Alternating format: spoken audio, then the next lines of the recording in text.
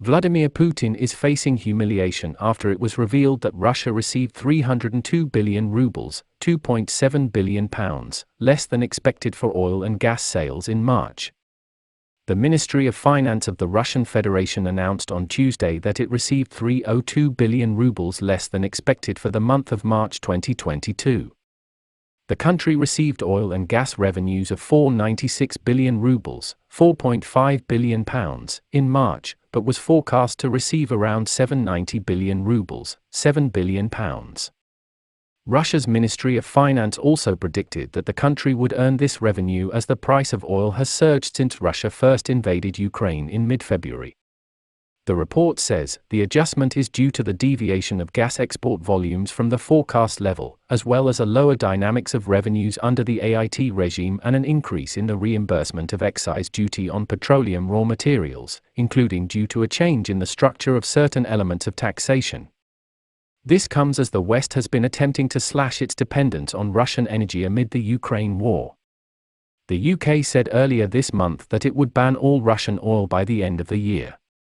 The US has already slapped down an embargo on a number of Russian fuels after US President Joe Biden signed an executive order, EO, banning the import of Russian oil, liquefied natural gas, and coal. The EU, while it has been slower to slap sanctions on Russia's energy sector, now appears to be changing its tone too.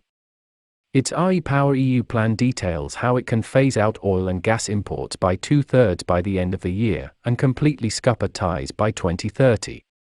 Even Germany, which gets at least half of its gas from Russia, has appeared more willing to introduce sanctions and limit Russian imports.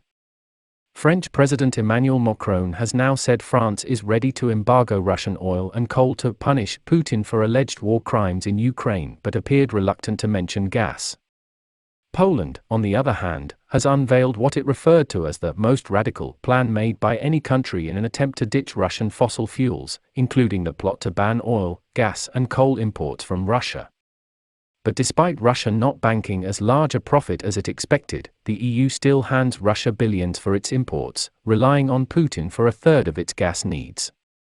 According to the Center for Research on Energy and Clean Air, a European think tank, the bloc has paid Russia nearly €19 billion, £16 billion, since the war began in mid-February. And Russia has still been sending gas flows through key pipeline routes into Europe despite fears he would slash supplies. Putin sparked fears of a supply cut after unfriendly countries which he demanded pay for gas in rubles refused his request.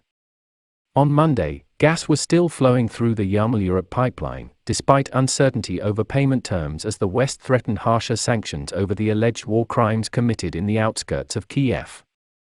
But Gazprom, Russia's state-owned energy conglomerate, has maintained that it will keep sending gas to customers via Ukraine in line with requests with customers in Europe. While German Foreign Minister Annalena Baerbock said on yesterday that the EU is ready to significantly tighten sanctions against Moscow, Germany's finance minister warned that energy sanctions would cause more damage to the bloc than to Russia.